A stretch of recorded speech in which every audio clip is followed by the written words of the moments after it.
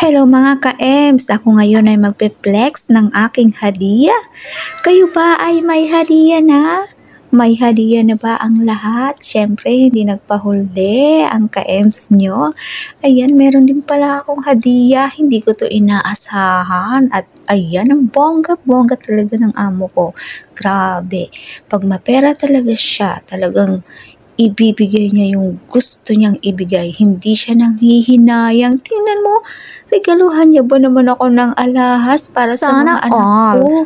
Dahil nga may baby girl ako na 2. Ayan, para sa aking anak daw yan. Para daw hindi mag-away yung anak ko. Kailangan parehas daw sila meron. O diba, ang bait talaga ng amo ko. Kain niya, siguro dahil masipag ako. So ito na nga, meron pa. Ito yung isa.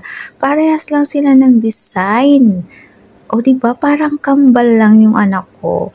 By the way, nagpapasalamat talaga ako kahit papano ay niregaluhan niya talaga ako ng alahas. At alam nyo ba kung ilang karat gold ang alahas na ito? Nagulat naman ako.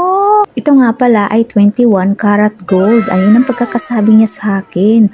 So, sabi ko sa kanya, salamat talaga. Hindi kita makakalimutan kasi nga, diba, ikaw lang kauna-unahang amo ko na nagregalo sa akin ng ganito, diba? Ang drama-drama ko talaga, grabe. Tas ayun, nag-iyakan. Ang swerte mo talaga pag nagkaroon ka ng among mapagbigay pag may pera. Pero pag wala, okay lang, tanggapin natin, ganun talaga.